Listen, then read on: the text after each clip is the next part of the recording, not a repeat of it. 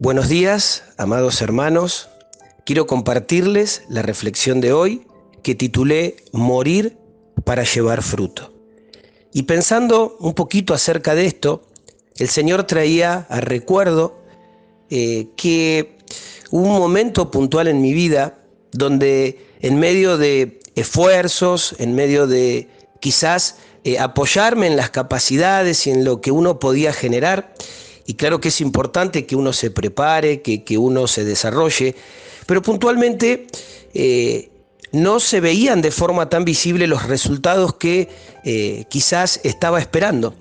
Y fue en ese entonces donde el Señor pudo hablar muy claro a mi vida y Él me inquietó con esta palabra quebranto. Si bien el prepararnos, el desarrollarnos es parte, es insuficiente si nosotros no podemos también plasmar un quebranto.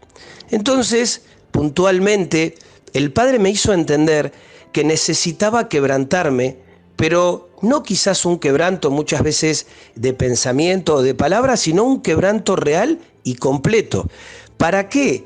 Para que esa naturaleza de Cristo, para que esa vida de su Espíritu en mí, no solamente pudiera modelar a Cristo, sino que obviamente eso se pudiera establecer con tanta fuerza que sea lo que los demás puedan ver, esa vida y esa naturaleza de Cristo a través de nosotros.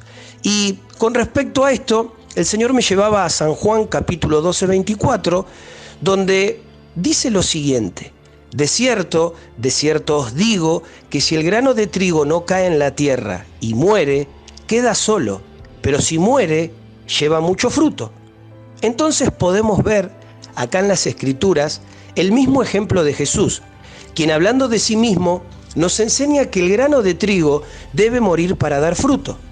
De la misma manera, nosotros también somos llamados a morir a nuestro orgullo, a morir al control absoluto, a morir a la autosuficiencia, a morir al egoísmo, aún a morir a esa vida carnal que nos hace independiente de Dios.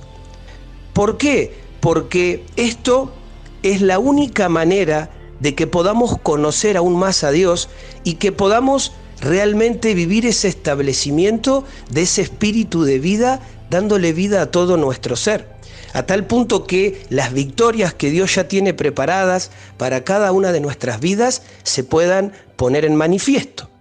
Ahora, esto resonaba en mi espíritu, que traía obviamente algo distinto en esta realidad de lo que Dios me quería decir.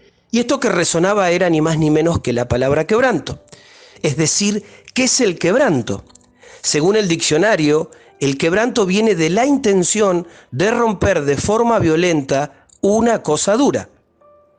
De la misma manera, en el quebrantamiento espiritual, todo comienza con la decisión de permitirle a Dios tomar el gobierno de todas las cosas.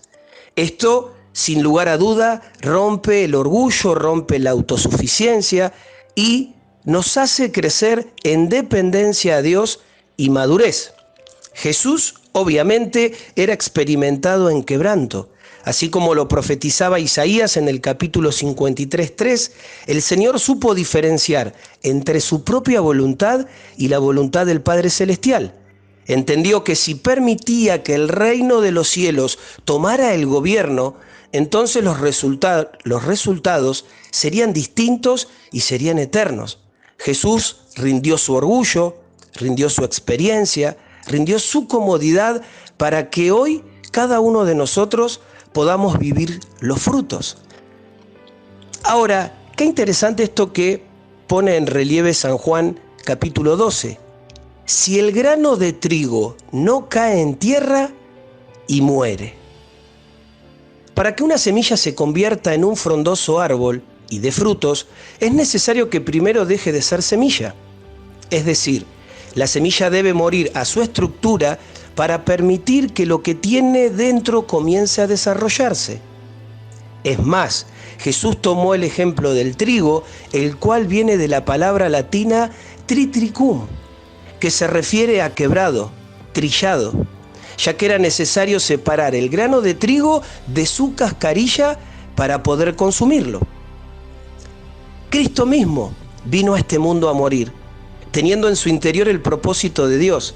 Permitió que la muerte en la cruz sea una victoria para todos aquellos que en Él creen. Al entender que ya no solo los judíos buscaban escucharlo, sino que también los griegos se estaban convirtiendo, Jesús entendió que había llegado la hora del cambio.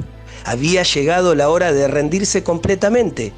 Aunque ni siquiera los gobernantes o religiosos de esa época entendían bien la situación, el Señor sabía que era necesario dar el paso de obediencia para alcanzar la salvación para toda la humanidad. Por eso en esta mañana quiero dejarte esta pregunta para que aún vos la puedas meditar ahí en tu intimidad junto al Espíritu de Dios.